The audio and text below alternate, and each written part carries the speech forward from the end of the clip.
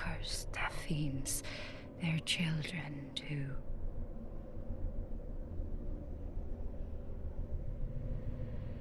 And their children forever true.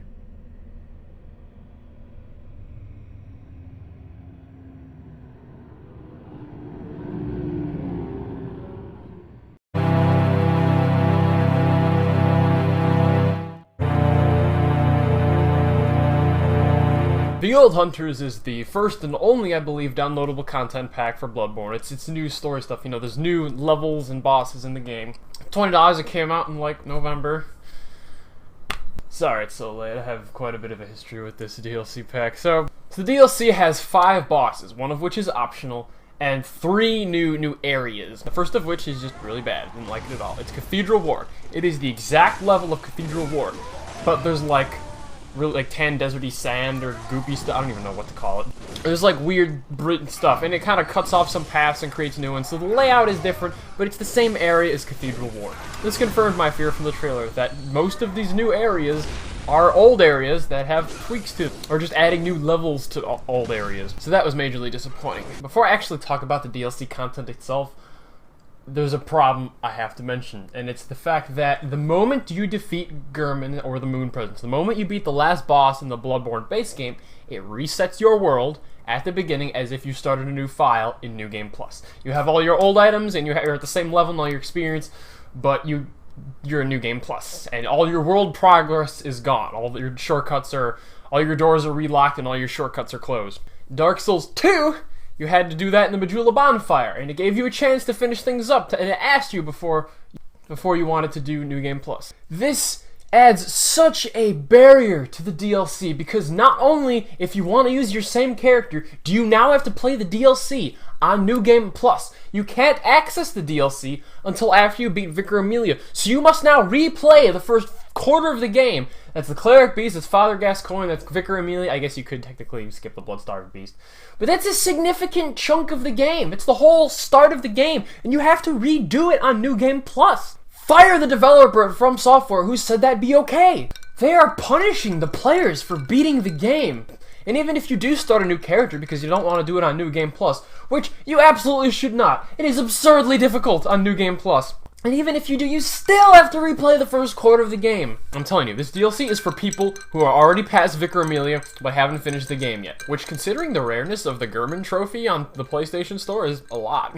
Then you beat Vicar Amelia and you go back to Hunter's Dream and there's an item there, and you're still like, what? And of course, in From Software fashion, you have to go on Google just to figure out how to access the DLC, because they refuse to explain anything to you. That has always been the big caveat of these games and the thing holding them back. And you know, the story is like that too. It's like, alright, there is a difference between keeping things subtle and implying certain things and trusting the intelligence of the player to figure certain things out. There's a difference between that and just hiding everything and not telling you shit. It is such a shame because the lore itself is so fascinatingly good. No one ever gets to experience it. And once again, and in all credit for that, goes to Vadi Vidya, because for all I know, he pulled that out of his ass! I have no idea how he got that from playing the game. And after you actually do complete the DLC and you beat the final boss, the end cutscene is so unsatisfying. It's like 8 seconds, and it's like 4 lines, and it's like a eulogy for the boss you just killed, and it doesn't tell you anything at all. And I'm so sick of that. Dark Souls 3 is supposed to have over an hour of cutscenes, so maybe they'll finally stop it. After you do to get through the really crappy first areas in the DLC, you get to Ludwig, and Ludwig on New Game Plus is the single hardest boss I've ever fought. Oh my god, he took so many tries. And I went through a phase of summoning the old Hunter Henry NPC to help me fight, and every time I did that, I lost another insight until I was down from like 60 to 0. Oh, I have to fight him alone, and I was furious because I'm out of insight and I can't do it anymore, and I'm like, why would you do this From Software? But as it turns out, he's actually a lot more doable on your own, because when you are fighting with an NPC, for the most part, you're just smacking his ass while he attacks him, and you don't get a chance to learn his moveset, and then when your NPC dies, because they will, the boss still has the extra health they have from initially summoning an NPC, because when you summon somebody, the boss gets more health to try to make it fair. And now you have to fight a stronger version of the boss with no idea how. So, fight Ludwig alone. Fight Ludwig alone. I said this in the Dark Souls 3 trailer, I asked for more difficult bosses, and oh man, Careful what you wish for. Jeez, goodness gracious. I'm lucky I matured now and I don't throw my controllers anymore.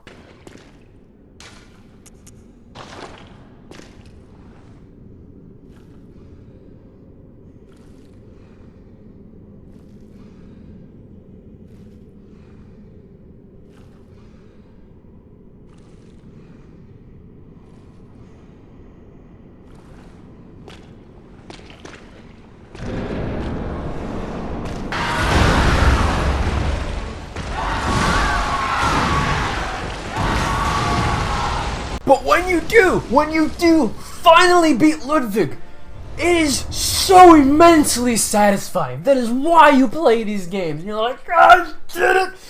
Yes! Oh! And you want to go like try it in real life. It's like, so throw some demons and beasts at me, I can take them. But at the same time, summoning one NPC is one thing I would say just makes it harder, don't even bother. But this is the other side though. It's like when you summon 2 other real-life players who are like as high level as you are, and you all have like long-ass weapons and you're all hitting the boss at the same time, they get stun locked, and you just gank them into oblivion.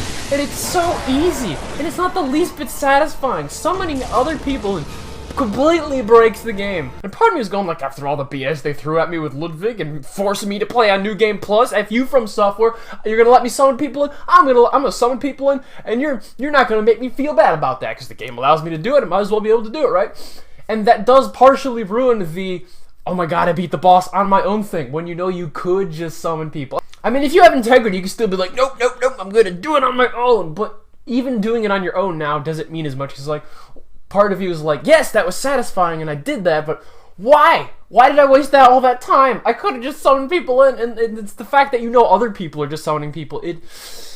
That is a very broken mechanic of this game, and I don't think you should be able to summon people in. Or if you do, they need to switch something up to make it not so easy.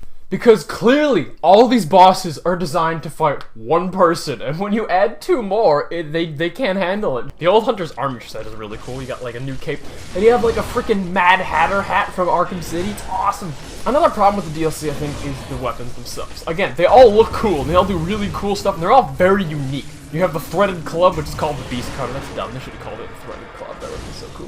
The Moonlight Greatsword was basically my new weapon, but unfortunately, you don't get blood chunks in the DLC up until Fishing Hamlet. There's a ton of them in Fishing Hamlet. But when you beat the game with Ludwig's Holy Blade plus 10, and you get these new weapons to try, again, Whirligig Saw is pretty cool, and the Boomhammer is cool too, but they're all so much weaker than your Ludwig's Holy Blade, and you're like, why would I make the game harder for myself just to try out these new weapons? And with the materials on hand, I can only get them up to plus 6 or 7, especially since buying blood chunks costs you like 20 freaking insight at the Hunter's Dream. That's retarded! The second area of the DLC is the Research Hall, and it is more Bergenworth College, and I was like, oh, come on, From Software. Be creative. Come up with new areas. I don't want to fight more old areas.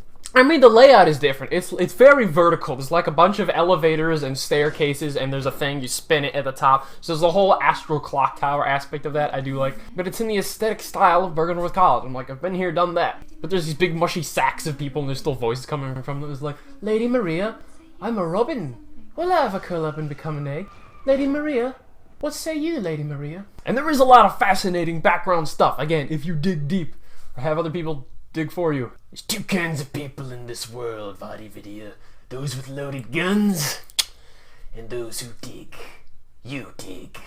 Great movie. Thankfully for Ludwig, he's relatively close to the oil lamp, and there's only one enemy in the way. You could easily run past them. These boss fights get even more unforgivable when there's a gauntlet to run, and thankfully there are none in the DLC. The closest you get is the Living Failures, because you have to go up 2 elevators and then down a set of stairs, but again, all the enemies in the way you could easily run past. But the Living Scrotums is like a really cool boss fight. I can't take credit for that. I saw that as a comment. I'm sorry. I'm a fraud. It's funny though, right? And the arena's gorgeous. You're like so high up, and there's sunflowers everywhere. The sunflowers don't like the leaves below the sunflowers like move as you roll through them, but the sunflowers themselves don't. So it's like last gen engine. They have an attack that like calls down a bunch of astral comets. You can like see all these stars in the sky. It looks so cool, even though it's the stupidest attack in the world. You can just stand behind the tree and dodge it all day long. Lady Maria too. The oil lamp is immediately outside the boss door. Thank the heavens. It should be like that for every boss, I'm telling you. Ludwig's boss track and their boss track is okay. Lady Maria is the first, like, really awesome boss soundtrack, and Lady Maria is also, like, a cool boss. So the bosses themselves, all 5 of the bosses, except for Cleric Beast 2.0, we'll get to him in a minute, are good. I like the aesthetic of them, and they're fun, and they're all very different in how you fight them. The first phase of Lady Maria's boss fight is like really easy because you can either stun lock her to death or parry her to death, and some of her attacks, you don't even have to dodge, you can just strafe right and they'll miss you. Sometimes she's not even aiming for you when she attacks. And then her second and third phases are like ridiculously hard, so it makes up for it. The fishing hamlet has that same kind of like dark and dreary and depressing air of Bloodborne, so it's kind of like, oh, we're seeing that again. But it is a little different because, you know, there's water everywhere. And you're fighting Murlocs from Warcraft 3. And the boss at the end of them, the Orphan of Kos, is cool. And he's fighting you with the freaking placenta that he came out of the womb with. It's so funny. And these bosses are tough. He also has a just wildly unpredictable moveset, and it takes forever to learn. And his boss track is by far my favorite. It's so good. And then after him, essentially the game's over, but I hadn't fought Lawrence yet, so. And again, how to get to Lawrence. You have to, there's a freaking elevator that takes you to the research hall. You have to step off of that, and another elevator comes up beneath it, and that's where a skull's like, how was anyone supposed to figure that out? Come on. And then you grab the skull and you go fight him, and he has great music. And this whole fire thing, halfway through the fight, his top half comes off, and he's bleeding lava out of it. And it's so cool, and it's like the most original thing ever. And that's more than enough of an idea for a boss. So why did you waste that on the model of another Cleric Beast? Why couldn't you just make another boss? Anything different than the Cleric Beast. From Software has a horrendous habit of reusing bosses. It's never okay. Never. There's never an excuse for it. It's always just lazy. There's a couple new NPCs you meet too, and they're kind of fun. And there's a guy who's like got like antler horns, and he's like locked away in a cell. And he was like summoning himself later in the level, so I figured, wait a minute, I have the key. I'll just go kill him, and he won't summon him. And right now is right. And I went up to talk to him, and he was like trying to make me feel bad. And he's like, what? You think I'm the villain? You're a hunter. Like you haven't done the same. If there was a dialogue choice, this is what I would pick. Would have been like, many have played upon the guilt of hunters. You'll find none here. And I shot him. It was awesome. I mean, I was the only one in the room, so I was just talking to myself. He was a dick, and he needed to die. So on the whole, I will recommend the DLC. I say it's a good package. I said for $20, you do get a lot of fun. I think it reuses too much of the same areas, but the 5 bosses themselves are probably worth it for just them alone. Again, don't beat the game first. Don't beat the game. That's my recommendation to you. I'm not going to give it a score because it's like a DLC pack and not a full thing.